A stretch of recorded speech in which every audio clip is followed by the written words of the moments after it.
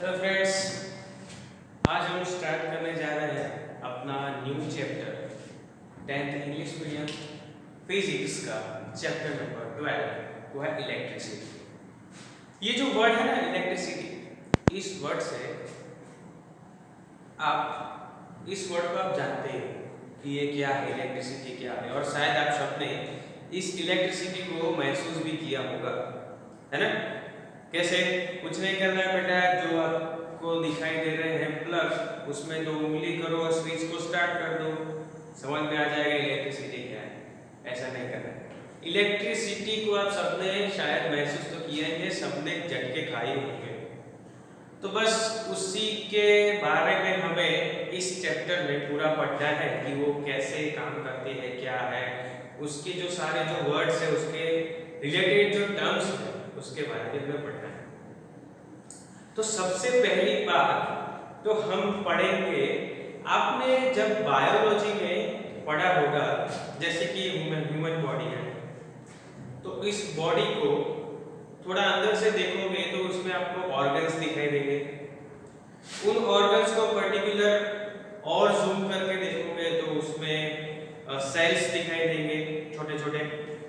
उन सेल्स को और जूम करके देखोगे तो उसमें सेल ऑर्गेनेल्स दिखाई देंगे बहुत सारे, जैसे रिबोसोम्स है, ऐसे न्यूक्लियस है, ये सारी चीजें आपको दिखाई देंगी, है ना। और उसको भी जूम करोगे तो आपको एटॉम्स दिखाई देंगे, ठीक है। फॉर एग्जांपल कि जैसे कि ये मार्कर है, ये शायद प्लास्टिक की बनी हुई है, इसको मैं जूम करूंगा तो इसमें इस प्लास्टिक के एटॉम्स दिखाई देंगे। जब तक हमें पता नहीं था तब तक हमने बोला कि भाई एटॉम्स है वो इनडिविजिबल है, इसको हम और डिवाइड नहीं कर सकते, इसको आगे हम डिवाइड नहीं कर सकते। मगर फिर पता चला कि अगर एटॉम्स को भी हम जूम करते हैं तो हमें तीन चीजें और दिखाई देती है। अगर एटॉम्स है, उन एटॉम्स को, जैसे कि ये एटॉम है, और उन एटॉम को हमने जूम किया तो उसमें हमें दिखाई दिया कि भाई उसका एक सेंटर होता है, फॉर एग्जांपल उसका एक सेंटर होता है, और उस सेंटर में प्रोटॉन और न्यूट्रॉन होते हैं, और उसके आसपास इलेक्ट्रॉन्स होते हैं। हमने ऐसा पढ़ा कि भाई जो एटॉम्स होते हैं ना, उस एटॉम्स को अगर हम जूम करते हैं तो उसका कोई न्यूक्लियस होता है सेंटर, और उसमें प्रोटॉन और न्यूट्रॉन होते हैं, और उसके आसपास ऐसे घूमने वाले इलेक्ट्रॉन्स होते हैं। और शॉर्ट में अगर देखा जाए तो इसमें हमें तीन चीजें मिलती हैं। अगर हम शॉर्ट में इसको देखें तो उसमें हमें तीन चीजें मिलती है, प्रोटॉन, न्यूट्रॉन एंड इलेक्ट्रॉन। अभी फिर क्या हुआ, तो फिर हमने ये देखा कि भाई चलो ये प्रोटॉन, न्यूट्रॉन, इलेक्ट्रॉन तो ये मिल गए, तो अब ये क्या, किस तरह के हैं, उसकी प्रॉपर्टीज क्या है, क्या चीजें हैं। तो हमने क्या किया, तो जो साइंटिस्ट थे उन्होंने क्या किया कि एक प्रोटॉन और दूसरे प्रोटॉन को नजदीक लाने का ट्राई किया। क्या किया उन्होंने? प्रोटॉन और प्रोटॉन को नजदीक लाने का ट्राई किया, तो ये रिपेल होने लगे। फिर इलेक्ट्रॉन को नजदीक लाने का ट्राई किया, फिर भी वो रिपेल होने लगे। फिर उन्होंने क्या किया, प्रोटॉन और इलेक्ट्रॉन को नजदीक लाने का ट्राई किया, तो वो अट्रैक्ट होने लगे। तो देखो, प्रोटॉन प्रोटॉन, ये प्रोटॉन है, ये भी प्रोटॉन है, इसका मतलब दोनों सेम है। ये इलेक्ट्रॉन है, ये भी इलेक्ट्रॉन है, दोनों सेम है, यानी सेम चार्ज है ना।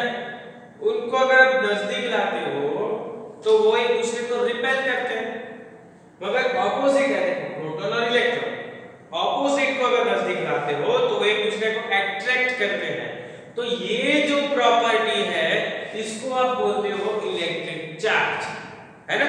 ये जो प्रॉपर्टी है ना, एक दूसरे को रिपेल करने की या अट्रैक्ट करने की, इस प्रॉपर्टी को आप बोलते हो इलेक्ट्रिक चार्ज।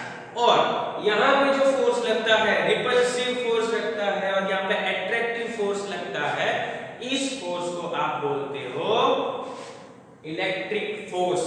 क्या बोलते हो बेटा? Electric force. ये आपको याद रखना है, आपकी बुक में नहीं दिया है मगर आप सोच सकते हो, समझ सकते हो। अभी उन्होंने ये सोचा कि भाई दोनों सेम है तो एक दूसरे को रिपेल करते हैं, अगर ऑपोजिट है तो एक दूसरे को अट्रैक्ट करते हैं। तो इसका मतलब ये हुआ, तो इन्होंने क्या कर दिया, इनको चार्ज दे दिए कि भाई जो प्रोटॉन है वो पॉजिटिवली चार्ज है, इलेक्ट्रॉन है वो नेगेटिवली चार्ज है। प्रोटॉन और इलेक्ट्रॉन को पॉजिटिव और नेगेटिव चार्ज दे दिए।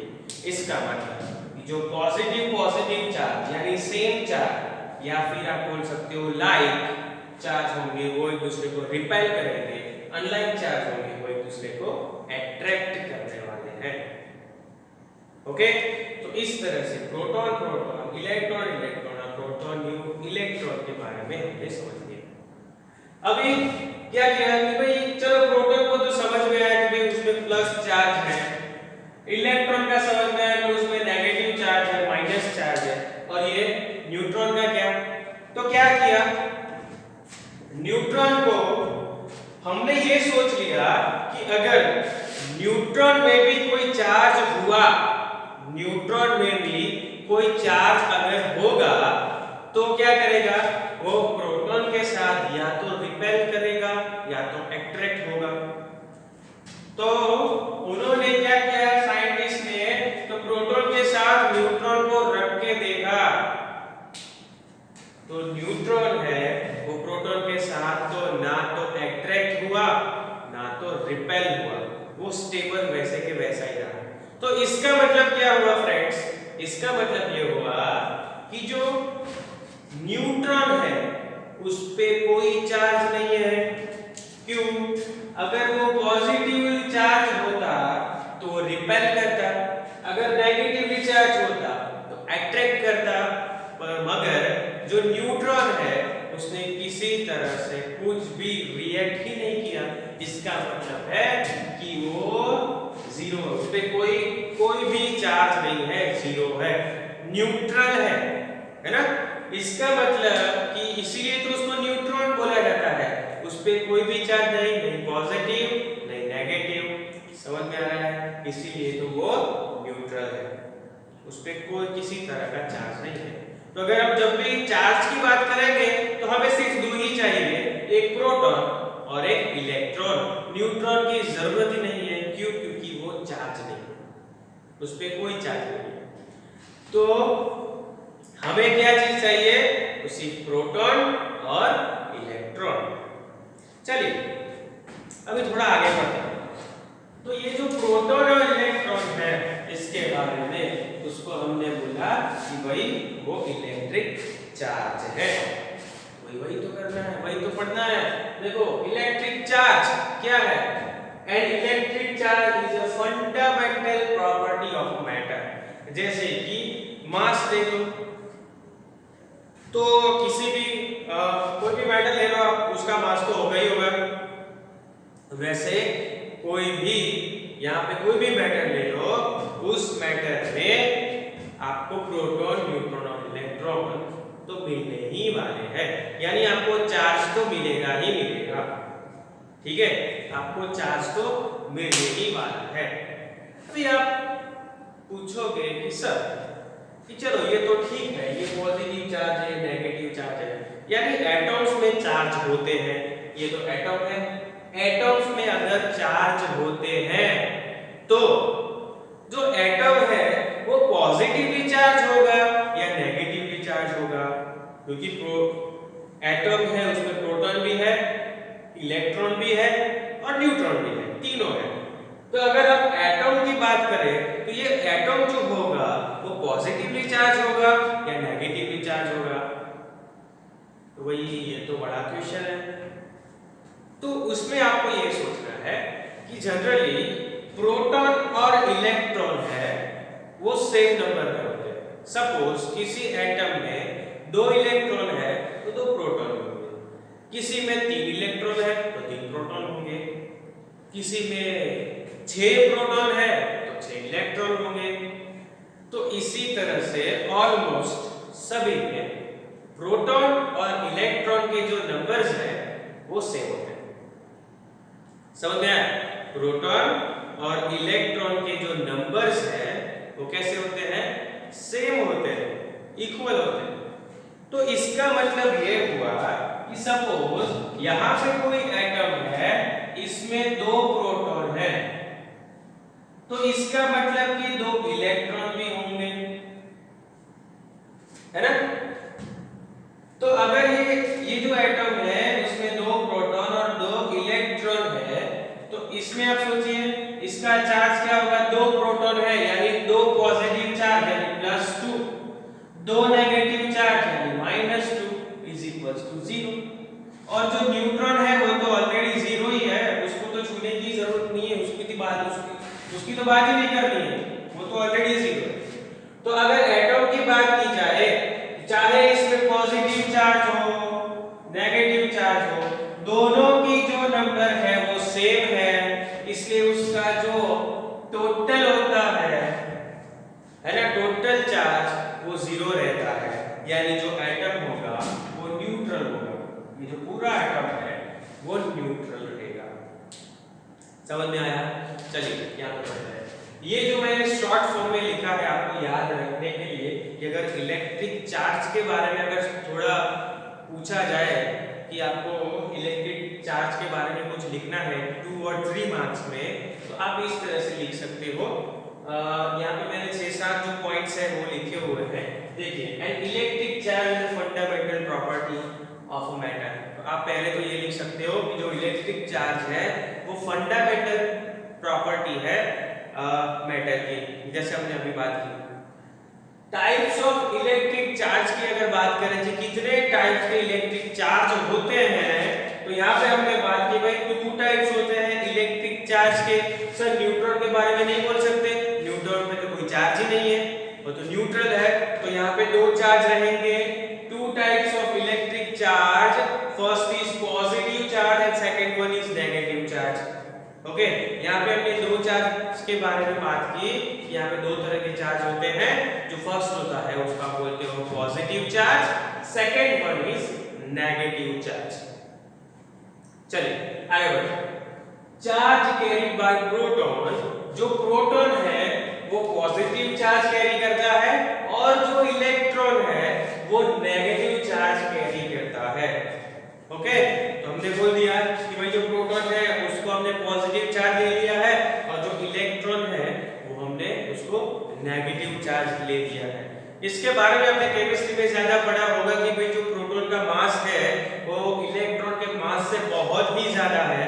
प्रोटॉन और न्यूट्रॉन दोनों न्यूक्लियस में रहते हैं और इलेक्ट्रॉन का मास बहुत ही कम है, उसके कारण वो एट्रैक्ट होता है और वो मूव करता रहता है। ये आपने केमिस्ट्री में पढ़ा होगा और आपने शायद डिटेल में ही पढ़ा होगा।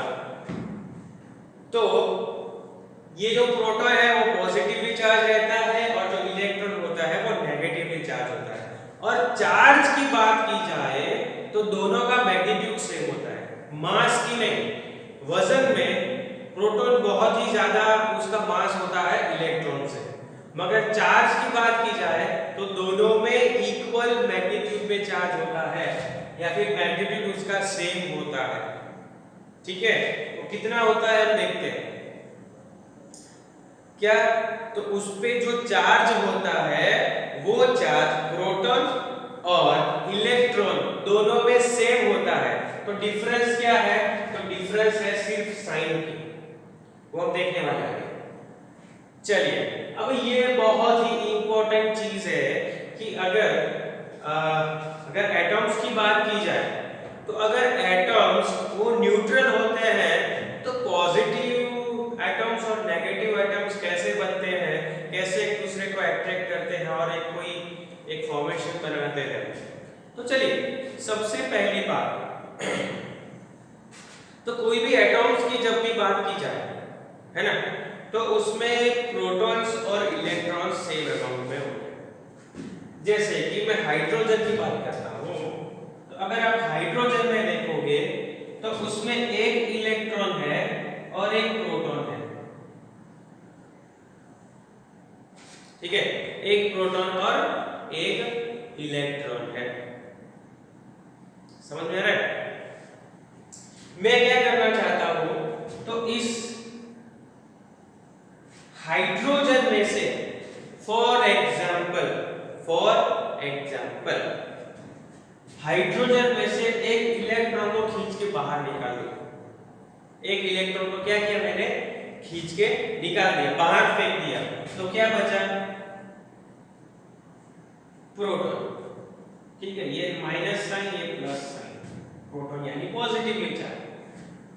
तो इसका मतलब ये हुआ कि अगर मैं इलेक्ट्रॉन को निकाल लेता हूं तो जो बचेगा वो पॉजिटिवली चार्ज बचेगा, क्योंकि उसमें प्रोटॉन ही बचा, इलेक्ट्रॉन तो है ही नहीं।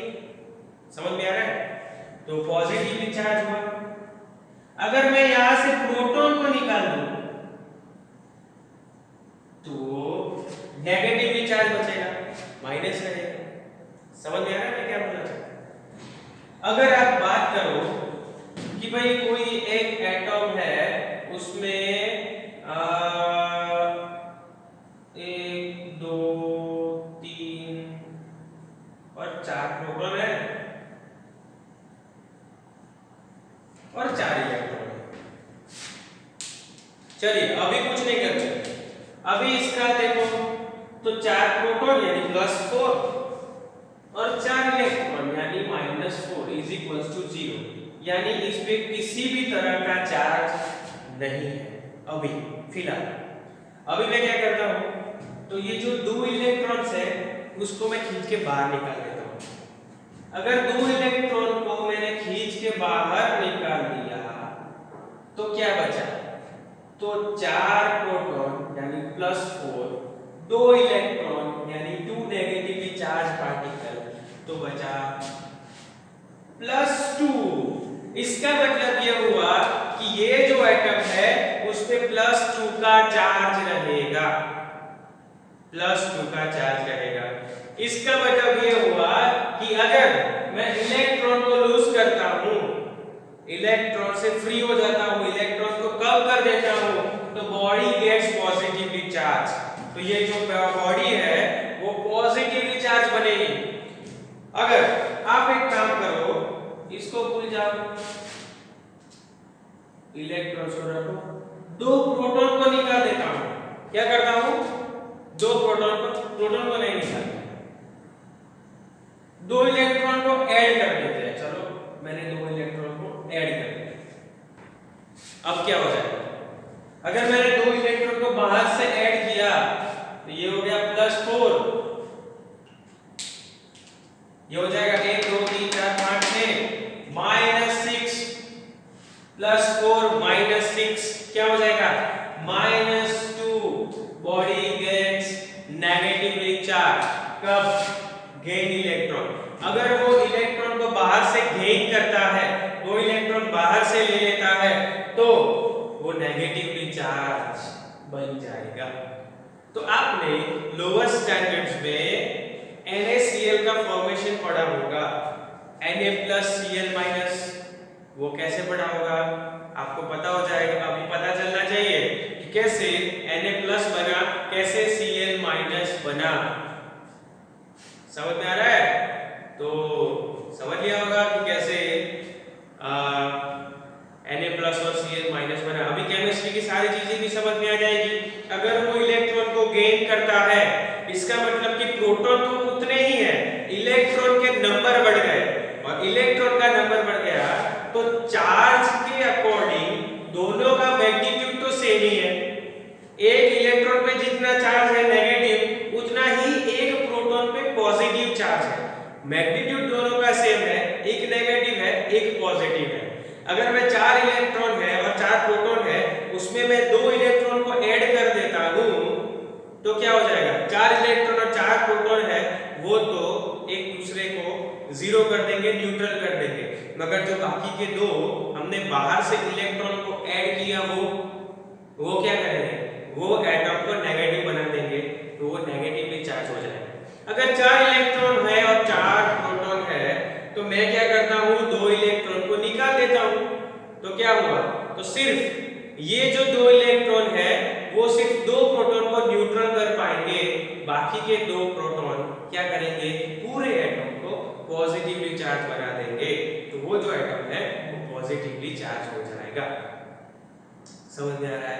जब नॉर्मल कंडीशन में होगा तो दोनों में इलेक्ट्रॉन और प्रोटॉन है उनका नंबर सेम रहेगा, मगर आपने इलेक्ट्रॉन को लूज कर दिया तो वो पॉजिटिवली चार्ज बॉडी हो जाएगी, अगर इलेक्ट्रॉन को गेन किया तो नेगेटिवली चार्ज बॉडी बन जाएगी। ओके, समझ में आ गया? चलिए, तो अगर आप ये जो इलेक्ट्रॉन है उसको आप लूज कर देते हो तो बॉडी पॉजिटिवली चार्ज बनेगी, जैसे हमने यहाँ पे पढ़ा। और अगर आप इलेक्ट्रॉन को बाहर से कहीं से लाते हो और बॉडी में ऐड कर देते हो तो क्या हो जाएगा, वो नेगेटिवली चार्ज बॉडी हो जाएगी। हमने आगे बढ़ा कि जो अनलाइक चार्जेस हैं वो अनलाइक चार्जेस क्या करते हैं, एक दूसरे को अट्रैक्ट करते हैं, जैसे कि पॉजिटिव नेगेटिव। तो पॉजिटिव चार्ज और नेगेटिव चार्ज एक दूसरे को क्या करेंगे, अट्रैक्ट करेंगे। और जो लाइक चार्जेस है जैसे कि पॉजिटिव पॉजिटिव, नेगेटिव नेगेटिव, एक दूसरे को क्या करने वाले हैं, रिपेल करने वाले हैं। अगर बात किया जाए उसके एसआई यूनिट की तो जॉर्ज कूलम नाम के जो साइंटिस्ट थे उन्होंने इसके बारे में बहुत ही ज्यादा रिसर्च किए थे, उनके चार्ज के बारे में और कैसे वो पॉजिटिव नेगेटिव चार्ज क्या काम करते हैं उसके बारे में पूरा उन्होंने पढ़ाई किया था, उन्होंने बहुत सारा रिसर्च किया था। तो उनको उनके लिए ये जो इलेक्ट्रिक चार्ज है उसका यूनिट होगा ना, जैसे कि मास है उसका हमने ऐसा यूनिट देखा कि भाई केजी है, किलोग्राम है, जैसे कि टाइम है तो उसका हो गया सेकंड, है ना।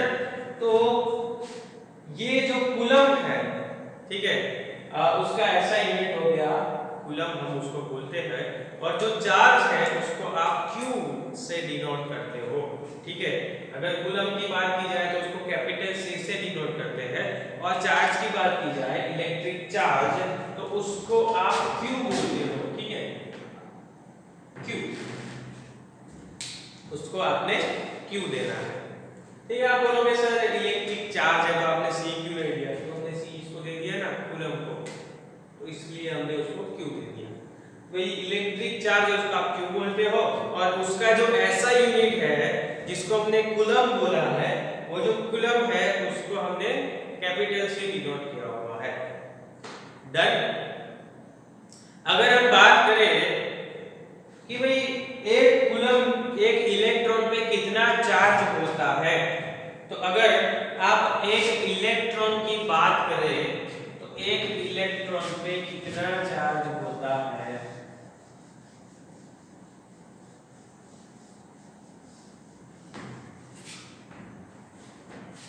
तो एक इलेक्ट्रॉन पे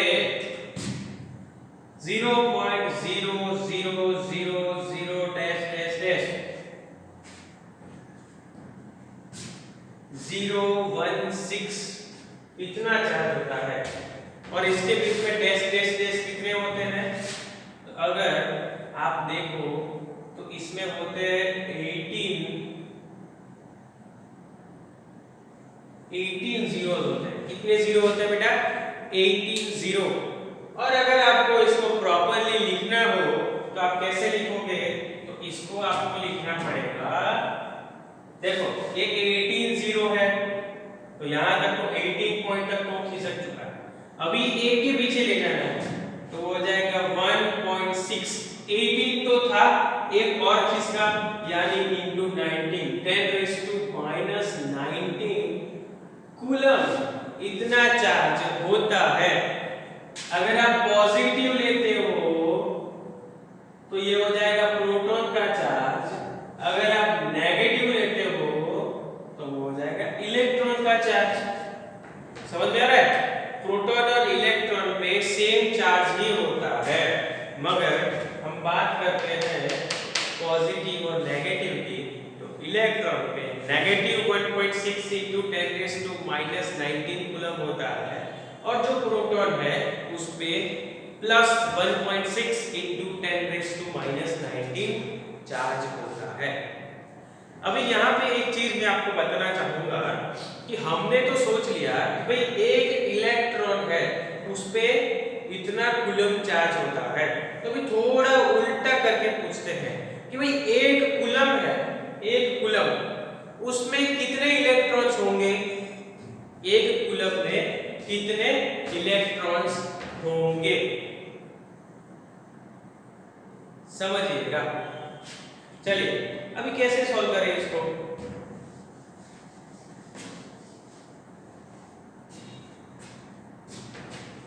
एक इलेक्ट्रॉन में, समझिएगा, एक इलेक्ट्रॉन में -1.6 into 10⁻⁻19 कूलम चार्ज है।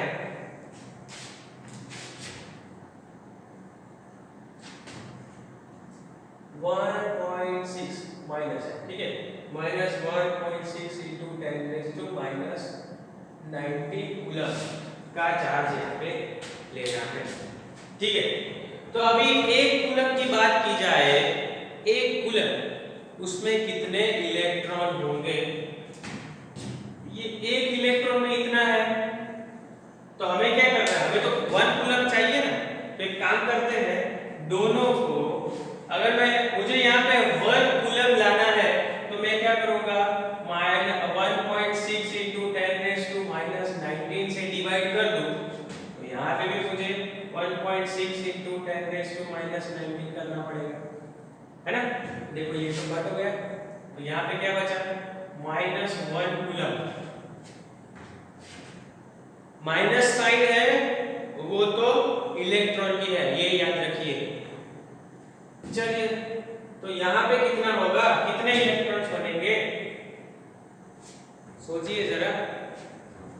अगर आप 1 को 1.6 से डिवाइड करते हो तो हो जाएगा 0.625 इनटू ये 19 है वो ऊपर चले जाएंगे तो +19 हो जाएगा, है ना। मैं प्लस नहीं लिखता, सिर्फ 19 लिखता हूं, तो कितना हो जाएगा, इसको आप अगर एक पॉइंट आगे निकालो तो 6.25 into 10⁻18 एक जीरो कम हो जाएगा ना, 10⁻18 is equals to 1 कूलम। यानी एक कूलम में कितने इलेक्ट्रॉन्स होते हैं बेटा, एक कूलम में 6.25 into 10⁻18 इतने सारे इलेक्ट्रॉन्स एक कूलम में होते हैं। अरे बाप रे, बहुत हो गया ना, इतने सारे इलेक्ट्रॉन्स एक कूलम में होते हैं। ये जो नेगेटिव साइन है वो इलेक्ट्रॉन की है, अगर प्रोटॉन की बात की जाए तो उतने ही प्रोटॉन होंगे एक कूलम में, क्योंकि दोनों ऑलमोस्ट सेम ही है ना, सेम, उनका चार्ज देखो सेम है, पॉजिटिव नेगेटिव।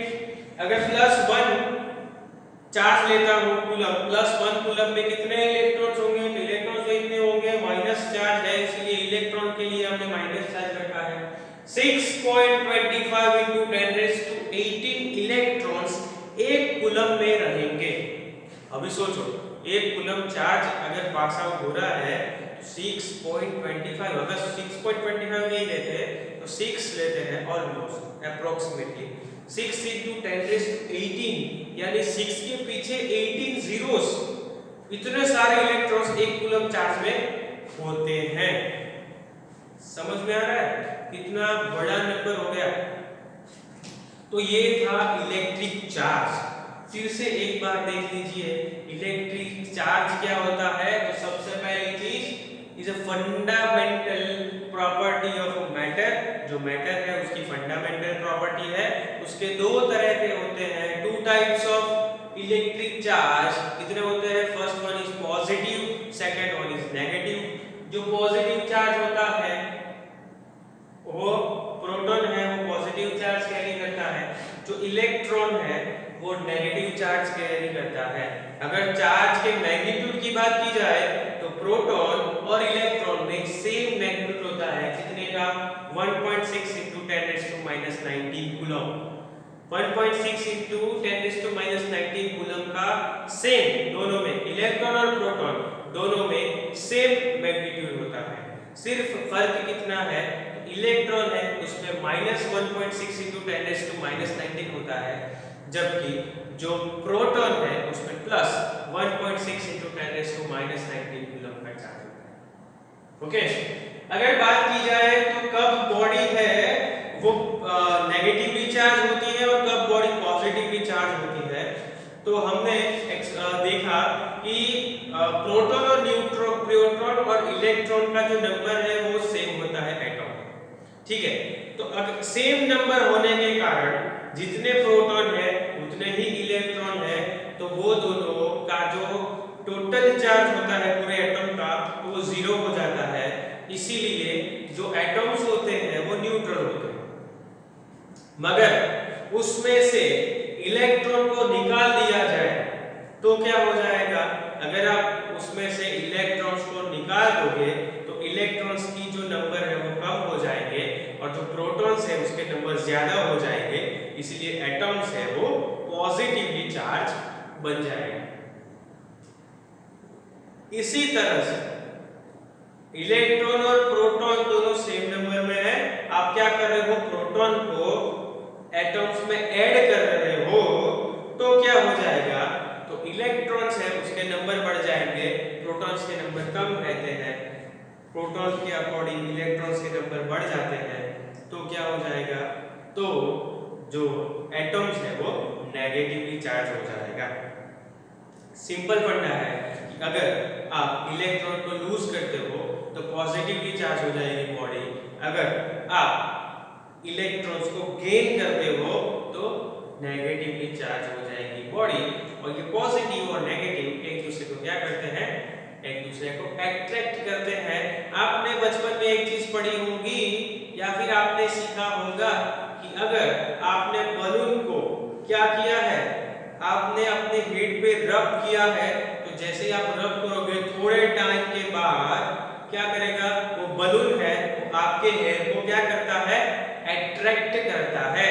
तो इससे क्या हो गया, तो आपने जब बलून को अपने सर पे रब किया तो जो हेयर थे उसमें से जो थोड़े इलेक्ट्रॉन्स है वो इलेक्ट्रॉन्स कहाँ चले गए, बलून पे चले गए।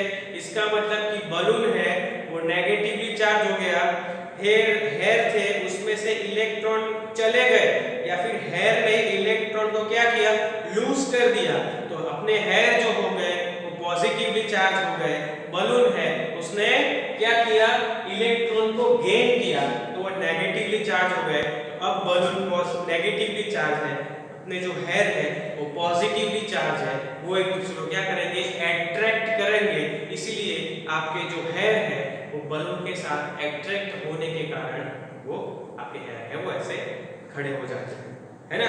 ये जो एक्सपेरिमेंट है वो शायद आपने किया ही होगा, तो वही हमारा इलेक्ट्रिक चार्ज है, उसी के कारण हम ये एक्सपेरिमेंट कर पाए, समझ पाए। तो ठीक है, तो ये आपका हो गया इलेक्ट्रिक चार्ज। अभी हम बात करें उसके ऐसा यूनिट की, तो जो चलो अनलाइक चार्ज है वो अट्रैक्ट करते हैं, वो हमने पढ़ा। जो लाइक चार्ज है वो क्या करते हैं, रिपेल करते हैं। जैसे कि प्रोटॉन प्रोटॉन दोनों सेम चार्ज है तो वो क्या करेंगे, एक दूसरे को रिपेल करेंगे। इलेक्ट्रॉन इलेक्ट्रॉन सेम चार्ज एक दूसरे को रिपेल करेंगे। और जो अनलाइक चार्ज है, ऑपोजिट चार्ज है, जैसे कि प्रोटॉन इलेक्ट्रॉन, वो एक दूसरे को क्या करने वाले हैं, अट्रैक्ट करने वाले हैं। ऐसा यूनिट की बात की जाए इलेक्ट्रिक चार्ज की, तो जो इलेक्ट्रिक चार्ज है उसके ऐसा यूनिट में हमने लिया है कूलम। जॉर्ज कूलम नाम के जो साइंटिस्ट थे उन्होंने बहुत सारा काम इस इलेक्ट्रिक चार्ज पे किया था, तो इसलिए हमने उनका नाम का यूज किया है, उसका ऐसे यूनिट दिया है कूलम, जिसको हमने कैपिटल सी से डिनोट किया। और कितना चार्ज होता है वो हमने पढ़ लिया। एक इलेक्ट्रॉन है उस पे -1.6 × 10⁻⁹ कूलम का चार्ज होता है, और अगर प्रोटॉन की बात की जाए तो उस पे +1.6 × 10⁻⁹ कूलम का चार्ज होता है। अभी थोड़ा हम उल्टा सोचते हैं कि भाई एक इलेक्ट्रॉन में इतना चार्ज है तो एक कूलम में कितने इलेक्ट्रॉन्स होंगे। तो हमने इसको कैलकुलेट किया तो पता चला कि एक कूलम में 6.25 × 10⁻18 इलेक्ट्रॉन्स होते हैं। एक कूलम में कितने इलेक्ट्रॉन्स होते हैं, 6.25 × 10⁻18 + 18। इतने सारे इलेक्ट्रॉन्स एक कूलम में होते हैं। ओके, तो ये जो पार्ट था वो इलेक्ट्रिक चार्ज का था।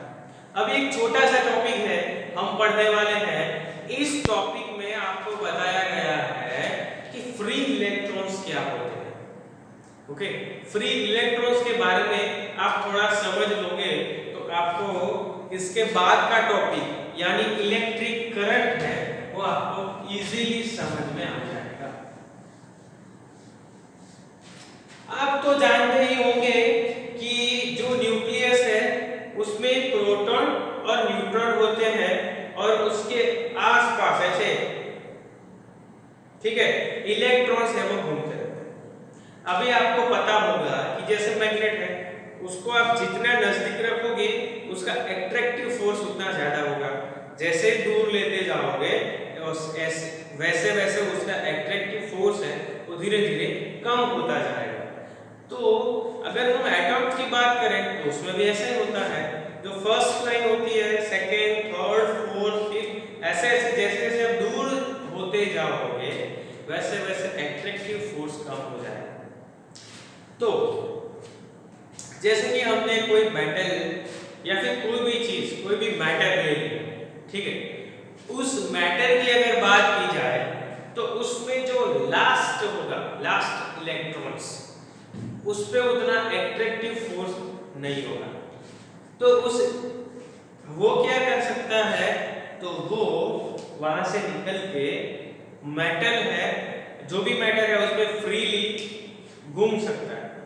ठीक है, जैसे कि हमने ये कोई वायर ले लिया या फिर आप बोल सकते हो कोई भी मैटर है, वो मैटर हमने किसका है क्या है हमें नहीं मालूम, ऐसा कुछ ले लिया तो उसमें मेटल्स की ही बात करते हैं। तो उसमें एक एटॉम है, उसके जो लास्ट में से इलेक्ट्रॉन बाहर निकल गया वो फ्रीली इसमें घूम सकता है। ठीक है, वैसे तो हम बहुत सारे इलेक्ट्रॉन्स होंगे, ऐसे बहुत सारे एटॉम्स हैं, बहुत सारे इलेक्ट्रॉन्स होंगे जो ऐसे फ्रीली यहाँ से कैसे घूम सकते हैं। ठीक है, तो उसमें इतनी एनर्जी है कि वो अपने न्यूक्लियस को छोड़ के इसमें घूम सकता है, मगर ये इस मेटल से बाहर नहीं निकल सकता। ऐसे नहीं कर सकते ये इलेक्ट्रॉन है वो खुद के बाहर निकल गया, नहीं, उसके पास इतनी एनर्जी नहीं है। हाँ, उसके पास इतनी एनर्जी है कि वो अपने एटॉम में से बाहर निकल के ऐसे इस मेटल के अंदर ही, इस बॉडी के अंदर ही घूम सके फ्रीली। इसलिए इसको फ्री इलेक्ट्रॉन्स बोलते हैं। क्या बोलते हैं इसको? Free electrons. जिसमें भी ये फ्री इलेक्ट्रॉन्स होंगे उसमें करंट फ्लो करेगा, जिसमें ये फ्री इलेक्ट्रॉन्स नहीं होंगे उसमें करंट फ्लो नहीं करने वाला है। ठीक है, यानी करंट फ्लो तभी होगा जब फ्री इलेक्ट्रॉन्स होंगे। अभी आप बोल सकते हो कि सर मेटल्स है उसमें फ्री इलेक्ट्रॉन्स होंगे कि नहीं होंगे, या फिर जैसे कि वुड है, प्लास्टिक है, ग्लास है, उसमें फ्री इलेक्ट्रॉन्स होंगे या नहीं होंगे, तो आप बोल सकते हो सर जैसे कि मेटल्स हो गए, एल्यूमिनियम, कॉपर, आयरन, इन सब में फ्री इलेक्ट्रॉन्स होंगे तभी तो वो करंट को फ्लो होने देते हैं। फ्री इलेक्ट्रॉन की वजह से ही करंट फ्लो होता है। अगर फ्री इलेक्ट्रॉन्स नहीं है, जैसे कि इसमें वुड है, प्लास्टिक है, ग्लास है, इसमें फ्री इलेक्ट्रॉन्स नहीं है, इसलिए इसमें करंट फ्लो नहीं होता है, इसीलिए इसमें से हमें करंट नहीं लगता है।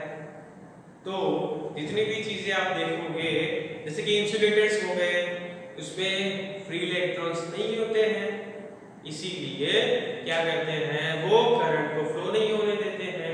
अगर किसी को भी करंट लगा है तो आप क्या कर सकते हो, जो लकड़े की जो बड़ा सा डंडा होगा उससे उसको आप टच कर सकते हो, आपको करंट नहीं लगेगा। ठीक है ना।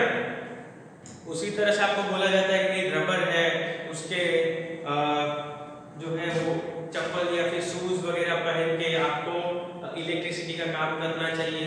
ये सारी चीजें हैं कि करंट कब लगता है कब नहीं लगता है, वो हम बाद में इसके नेक्स्ट वाले टॉपिक में पढ़ने वाले हैं। इलेक्ट्रिक करंट अपना टॉपिक का नाम ही यही है।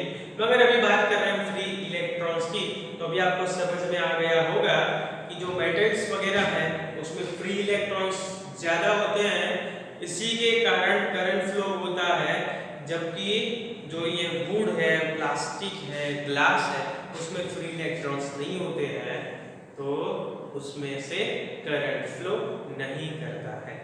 ओके, तो अभी हमने इस लेक्चर में दो टॉपिक्स कवर किए। दो टॉपिक्स तो नहीं बोलते हैं, एक ही टॉपिक बोल सकते हैं, इलेक्ट्रिक चार्ज, जिसको हम क्यू बोलते हैं, उसको हमने कंप्लीट किया, और एक छोटी सी बात यानी फ्री इलेक्ट्रॉन्स की, वो हमने इस लेक्चर में कंप्लीट की है। बेटा आपको ध्यान रखना है, ये जो चैप्टर है बहुत ही, वैसे तो बहुत ही इजी भी चैप्टर है और थोड़ा सोचने वाला भी चैप्टर है। तो क्या करना है बच्चों, आपको ये इलेक्ट्रिक चार्ज है वो सोचना है, समझना है। ओके, अभी जो गवर्नमेंट ने है वो ऑलमोस्ट 30% सिलेबस आपका कम कर दिया है, तो चैप्टर वाइज थोड़े बहुत जो टॉपिक्स है वो कट हो जाएंगे, कम हो जाएंगे, ठीक है। हाँ, इसका मतलब ये नहीं है कि आपको पढ़ना ही नहीं है, उसके बारे में सोचना ही नहीं है, देखना ही नहीं है।